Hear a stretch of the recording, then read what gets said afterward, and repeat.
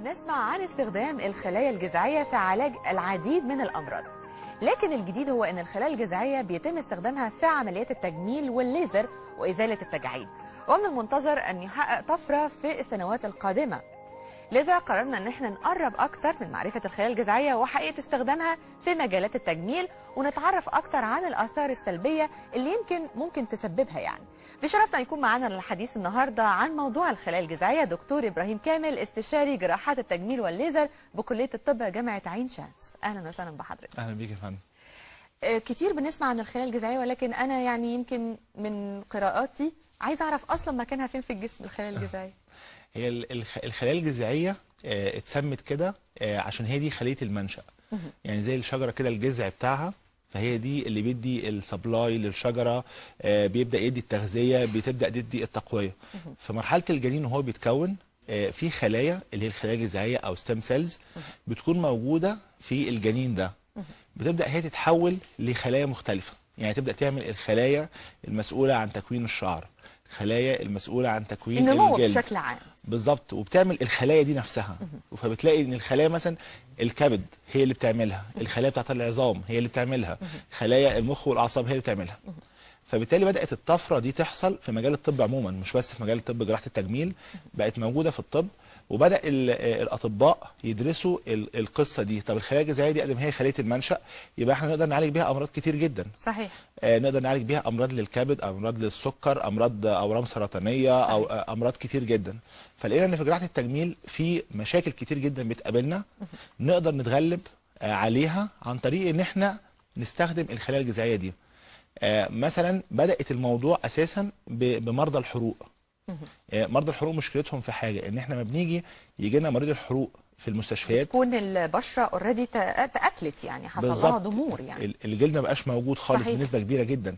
في مرضى بيجوا عندهم نسبه حرق بتوصل 60-70%، بتبقى تعتبر كارثه طبيه ان هو يبقى عنده نسبه حرق 60-70%.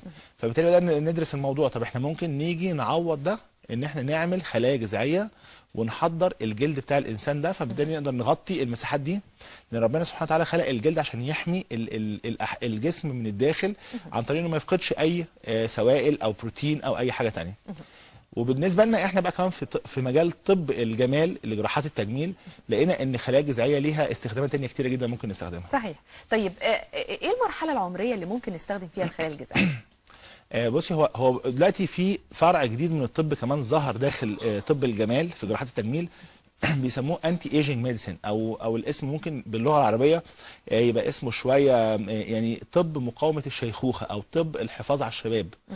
الطب دوت بقى ليه مؤتمرات في كل حته في العالم دلوقتي. يعني عايز اقول لك ان ممكن يتعمل 4-5 مؤتمرات في خلال السنه عن الموضوع ده. وبداوا يسموا القصه دي كمان ريجنراتيف سيرجري، يعني الجراحات المجدده للخلايا. كل الحاجات دي بتتعمل ليه؟ عشان نقدر نبحث اكتر وندور اكتر الخلايا دي نقدر نحصل عليها ازاي، نقدر نكتر من عددها، لان هي مش مشكله الحصول بس عليها، ان احنا عايزين نجيبها لازم نحفزها ونكتر العدد. بالزبط. الموجود اللي جوه في الجسم. بالزبط. طيب يعني يمكن كنت تساؤلي برضو عن حضرتك طبعا كدكتور تجميل بيجي لك حوادث او كده، بيحصل كسر في يمكن في عظمه الفك، وليكن حاجه في الجمجمه. حضرتك ازاي بنستخدم الخلايا الجذعيه في التوقيت ده؟ في حالات كتير زي ما انت قلتي بالظبط كده، حالات زي كسر الفك مثلا. ممكن الكسر يكون كسر بدون فقدان في العظام. يعني الكسر لو جينا حطيناه جنب بعضه وحطينا شريحه ومسامير هنلاقي ان الكسر ده بدا يلتئم. في حالات بيبقى فيها فقدان في العظام مساحه معينه. هنا كنا زمان بناخد رقعه عظميه من منطقه ثانيه زي مثلا عظام الفخذ او عظام الحوض، ناخد جزء ونبدا نحطه في المنطقه دي، نملى الفراغ ده. دلوقتي الخلايا الجذعيه التقنيات بتاعتها نقدر نخليه نحط من الخلايا الجذعيه في المنطقه ديت، فبالتالي تقدر هي تبني الخلايا العظميه في المكان ده، وبالتالي نقدر نغطي يعني الفراغ ده. بناخد يمكن عايزه بس اوضح للمشاهد العربي والمصري ازاي بنستخدمها. يعني دلوقتي مثلا زي ما حضرتك قلت ان في منطقه او سبيس مش موجوده بالظبط، فراغ. بناخد فراغ، بنقدر ازاي نكون الخلايا الجذعيه ونرجعها تاني نحطها في المكان ده؟ بنحصل على الخلايا الجذعيه مثلا ليكن عن طريق الدهون. اكتر مكان في خلايا جذعيه الدهون. هي الدهون. وعشان كده احنا في طب جراحه التجميل باقي فروع الطب بتحتاج لنا في الحكايه دي. احنا بنقدر نعمل شفط للدهون او شفط للخلايا الدهنيه، فبالتالي نقدر نسحب كميات كبيره من الخلايا الدهنيه، وبالتالي نقدر نحضر منها الخلايا الجذعيه دي. الخلايا الجذعيه ممكن ناخدها نبدا نحضرها ونحولها الى سائل نقدر نحقنه في المنطقه اللي فيها الفراغ دي، اللي فيها الفراغ العظمي دوت. أيوة. فبالتالي الفراغ العظمي ده بعد شويه يبدا يتكون ويبدا يعمل عظام في المنطقه ديت. التقنيه دي لما بتنجح او هتنجح ان شاء الله في المستقبل القريب، هي طبعا نجحت على مستوى التجارب ونجحت في بعض الحالات الاكلينيكيه، ده هيخلي باقي فروع الطب تقدر تستخدم الخلايا الجذعيه في حقنها في الاماكن اللي فيها امراض زي مثلا زي السكر. صحيح. تتحقن في البنكرياس، في الكبد، تتحقن في الكبد، حتى كمان في مجال الاعصاب. طبعا خلايا الاعصاب ما بتتجددش، لكن لما يجي يقدر الطب يوصل لانه يحقن الخلايا الجذعيه في مثلا النخاع الشوكي، ده بيحل مشاكل كبير جدا في المستقبل. هي طبعا لسه ما حصلتش للناس اللي مثلا لا قدر الله حصل عندهم شلل او حاجه نتيجه ان النخاع الشوكي حصل فيه مشكله. فبالتالي الامل كبير قوي في ان يحصل في تجديد الخلايا الجذعيه. بالظبط. ظهرت امتى التقنيه دي؟ يعني تقريبا موجوده، يمكن انا سمعت عنها من فتره قريبه جدا، ما بالظبط. كانتش كل يعني الاطباء بيعرفوها. لكن هي ظهرت امتى تقريبا؟ هي ظهرت الكلام عنها في خلال ال10 سنين اللي فاتت، لكن اللي حصل ان احنا في طب الجمال وفي جراحات التجميل احنا سبقنا قوي فيها، لان لقينا المتطلب عليها عالي قوي، ولقينا في نفس الوقت كمان ان التقنيه بالحصول عليها عن طريق التقنيات اللي احنا بنعملها طريقه تعتبر سهله لجراحين التجميل، لان زي ما قلت لحضرتك هي موجوده في الدهون. صحيح. نقدر، هي طبعا موجوده كمان في النخاع بتاع العظام، موجوده في بعض الحاجات بنقدر نحضرها من الدم، فبالتالي احنا نقدر نحصل عليها من اماكن كتير، ولقينا ان النتائج بتاعتها بتبقى كويسه قوي في الحالات اللي احنا بنستخدمها، زي مثلا الناس اللي عندهم تساقط للشعر. في حالات كتير قوي بتيجي مثلا سيدات او رجاله كمان شعرهم خفيف جدا وفي منطقه يعني الصلع او كده، نقدر نستخدم التقنيه دي لطلوع الشعر تاني. بالظبط، بس هي مش لعلاج الصلع الرجالي، هي للتقنيات تساقط الشعر نتيجه ست مثلا حملت مره او كذا مره وحصل عندها تساقط في الشعر. في ستات مثلا بترضع فبيحصل تساقط في الشعر. صحيح. بعض الحالات النفسيه مثلا ست بتمر بحاله نفسيه سيئه، توتر او حاجه، فبنقدر نحقن الخلايا الجذعيه عشان تساعد على تجديد الشعر مره ثانيه. بعض الشباب او الولاد مثلا اثناء فتره الامتحانات بيحصل عندهم توتر فالشعر بيتساقط كتير. صحيح. كمان البشره، حته ان احنا نقدر نجدد خلايا الجلد ونقدر نجدد خلايا البشره، علاج الهالات السمراء حوالين العينين. النتائج بتاعه الحقن بالخلايا الجذعيه بتاخد وقت طويل ولا النتائج بنلاقيها فوريه؟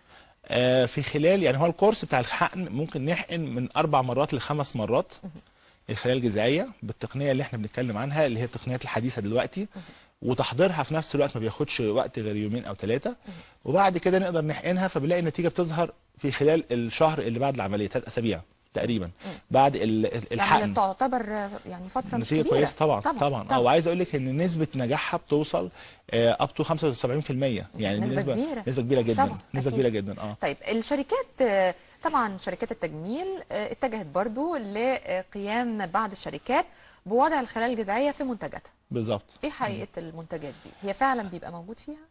في فرق كبير بين الخلايا الجذعيه المحضره من جسم الانسان، ودي بتبقى لكل انسان لحالته هو. يعني انا لما باجي مثلا احضر خلايا جذعيه من حد سواء راجل او ست، بسحبها وبحضرها له هو، ما ينفعش استخدمها لحد تاني. طب إيه ممكن يعني لو حصل كده بيحصل انفكشن مثلا؟ ما ينفعش، لا يعني زي نقل الدم او التهاب يعني. بالظبط. زي حقن الدهون ونقل الدم والحاجات دي كلها، كل انسان لحالته هو. وبالتالي بقت لكل انسان حالته هو. طيب اللي حصل ايه؟ ان بعض شركات التصنيع الدوائي الكبيره بدات تستخدم الخلايا الجذعيه المحضره عن طريق البكتيريا او عن طريق بعض الحيوانات، طبعا ده تصنيع طبي معترف بيه في العالم. بتحضر الخلايا الجذعيه دي وبتستخدمها في صوره محاليل او كريمات، وبدات تنزل الاسواق الطبيه، الصيدليات، فبالتالي بدا يبقى عليها اقبال. احنا دايما بنقول ايه؟ ده مكمل للعلاج بالخلايا الجذعيه، لكن مش هو ده العلاج بالخلايا الجذعيه، لان في فرق كبير جدا بين ان احنا نحقن خلايا جذعيه او نعمل التقنيه ديت لانسان محتاجها فعلا لعلاج مثلا جلد اليد. انت عارفه مثلا كان فتره طويله قبل كده كان مشكله الايدين عند الستات بالذات ان هي ما بنلاقيش ليها حل، مشكله الايدين من ناحيه مثلا النمش او يعني التجاعيد، النمش، ظهور الاورده فيها، ظهور بقع فيها، ما كانش ليها حل؟ كريمات او عن طريق استخدام الليزر مثلا. بس طبعا اكيد بتبقى النتائج مش بالقوه غير الحقن طبعا. بالظبط، الليزر حسنها شويه، لكن الخلايا الجذعيه عملت فيها طفره كبيره جدا. وكنا بنلاحظها كمان، حتى كمان عارفه بالنسبه للفنانات اللي هي مهتميه قوي ببشره الجلد، وبنلاقي الايد فيها مشكله، فدايما كانت الايدين تبقى باينه قوي فيها مراحل السن المتقدمه بالظبط. فبالتالي الخلايا الجذعيه هنا حسنت جلد اليد قوي. كمان حسنت الرقبه، جلد الرقبه، حسنت قوي جلد البشره. فبالتالي زي ما بقول لحضرتك بتبدا تدي الاحساس اللي هو زي ما بقول لحضرتك فكره الريجنراتيف سيرجري او الجراحات المتجدده للخلايا. هي مش جراحات في الواقع، لكن هي تابعه لجراحه التجميل، فبالتالي اتسمت في العالم كله ريجنراتيف سيرجري بالشكل ده بالظبط. تقنيه او العلاج بالخلايا الجذعيه فعلا له طريقتين، طريقه عن طريق الحقن وطريقه علاج منزلي، يعني هل بيبقى فعلا الكلام ده؟ طب عايزين نعرف. هو العلاج بالخلايا الجذعيه لازم بيتم عن طريق الحقن بواسطه طبيب جراحه التجميل المتخصص. لكن زي ما قلنا ان في شركات ادويه نزلت الخلايا الجذعيه في صوره محاليل او كريمات. دي مش علاجات بقدر ما هي العنايه بالبشره، زي فكره معجون السنان انه بيعتني بالاسنان لكن مش بيعالج مشاكل الاسنان.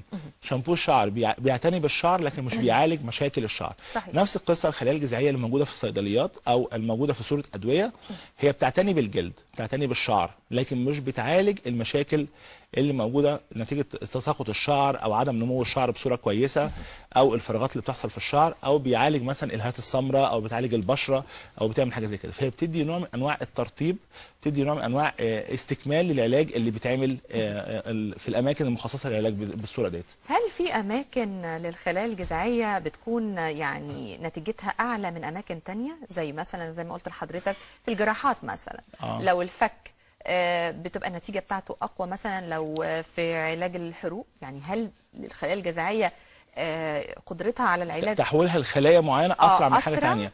بصي، اتعمل فيها ابحاث كتير لسه، ودي لسه تحت الدراسه، لكن الواضح جدا لغايه دلوقتي ان الخلايا الجذعيه بتقدر تتحول لخلايا كتير جدا في جسم الانسان.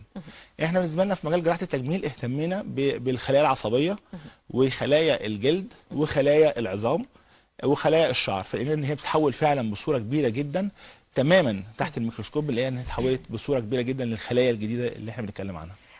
برضو سؤال يمكن أكيد المشاهدين كتير هيسألوه، لو عندي ابني حصل له مثلا زي ما حضرتك بتقول تساقط للشعر نتيجة الثانوية العامة، نتيجة أي سبب قهري زي ما بيقولوا، هل الخلايا الجذعية في التوقيت ده بيكون خطر عليه أو بيكون تمام بالنسبة له؟ يعني المرحلة العمرية وخصوصا لما تكون صغيره كمان، يعني مش شرط الثانويه العامه، يعني ممكن يبقى من 5 سنين 6 سنين بيحصل اي حاجه، هل ممكن برضو الخلايا الجذعيه بتكون مفيده في الحالات دي؟ مفيش موانع خالص استخدام الخلايا الجذعيه في اي مرحله عمريه، لكن دايما بنقول مثلا علاج تساقط الشعر ده يبدا التعامل معاه بعد مرحله البلوغ. علاج مشاكل البشره برضو نفس القصه، لكن ما ينفعش مثلا نتعامل معاها في طفل، لان الطفل لسه في مرحله النمو، وبالتالي بيبقى ليه وسائل علاج ثانيه مختلفه في مرحله الطفوله. صحيح. لكن بعد مرحله البلوغ بنقدر نتدخل طبيا وتجميليا ازاي نقدر نحقن الخلايا الجذعيه او اي وسيله علاجيه ثانيه اخرى بحيث الجلد يستفيد منها او الشعر يستفيد منها. صحيح صحيح. طيب دكتور ابراهيم كامل، اخر سؤال، ويمكن برضو زي ما قلت لحضرتك احنا نفسنا نقعد اكتر وقت، لكن طبعا الوقت هو يعني مخلينا مش قادرين نتكلم كتير، لكن عايز اسال حضرتك السنوات القادمه في تقنيه الخلايا الجذعيه في مفاجآت فيها؟ فعلا ده حقيقي، ده هيحصل ان شاء الله مفاجآت كبيره جدا في الفتره اللي جايه القريبه كمان، ان احنا كان لسه عندنا مؤتمر في كليه طب جامعه عين شمس عن الخلايا الجذعيه والريجنراتيف سيرجري، ازاي نقدر يحصل تجديد للخلايا ديت. كان زمان الكلام ده كان مبهم، وكانت الناس كتير جدا بتستغرب هل ده ممكن يحصل ولا لا، لكن دلوقتي في وقتنا ده احنا بنقول ممكن في القريب العاجل نقدر في مفاجآت كتير ممكن تحصل، احنا حتى كمان لسه مش متخيلين ايه اللي ممكن يحصل، فبالتالي ده منتظر قريب ان شاء الله. ان شاء الله. بنشكرك دكتور ابراهيم كامل، استشاري جراحات التجميل والليزر بكليه الطب جامعه عين شمس، واكيد طبعا هيكون لنا لقاءات ثانيه في مواضيع مهمه جدا، وخصوصا الخلايا الجذعيه اللي اكيد شغله بال مصر والعالم العربي. بنشكرك جدا. ميرسي يا فندم، شكرا، صباح الخير. صباح الفل.